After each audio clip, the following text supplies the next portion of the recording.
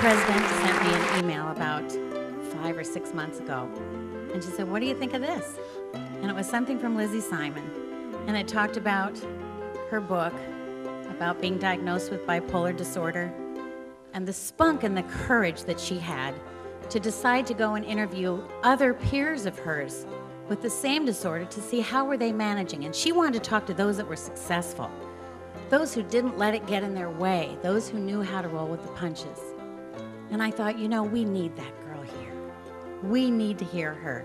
We need our young people especially, because the onset is usually in late teens, early 20s, to hear someone like Lizzie, who was a real trailblazer.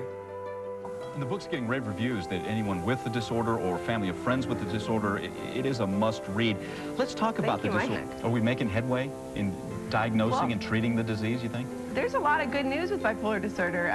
You know, I think years ago, maybe people thought it was sort of a death sentence or that they would have to be in a mental hospital. But what I found when I wrote Detour is that there's a whole generation of us who are diagnosed early enough and committed enough to our treatment and to our health that we're able to have whatever kind of lives we would want to have anyway. All right, Lizzie, thanks for the time. Thanks for writing the book and really shedding some light on this disorder.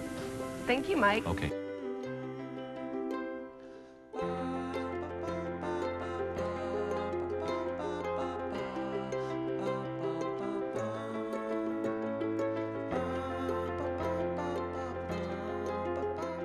What touched me is going to be different than somebody else. I think there was a point in the book where I really started to understand how much shame I was carrying around and how much it was getting in the way of being close to my parents and my family. And so the people who let me inside of their own shame in a really honest and brave way, that was like an access road for me to understand that that was, you know, going on for me too. So it wasn't so much about success, it was that they were being so open about their shame and how it was impacting their relationships. And I came to understand that I had some work to do in my own life, and especially with my own family.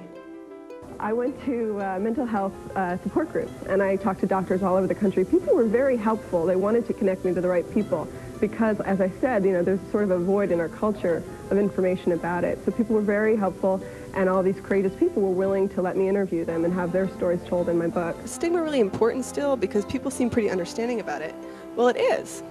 It really is. And what happens if you have bipolar disorder is that you overhear conversations about it that are really insensitive, and you can't get access to treatment like people with physical problems can. And you are watching a movie and suddenly there's a bipolar character who's just totally out of control, and there's no scientific basis for the character. It's just kind of this Hollywood monster with your illness as its title.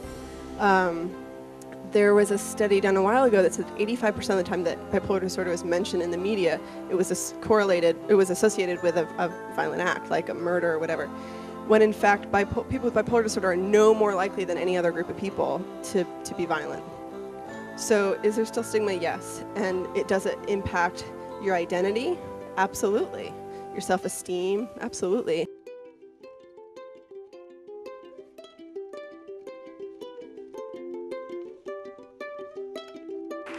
I'm so glad you helped.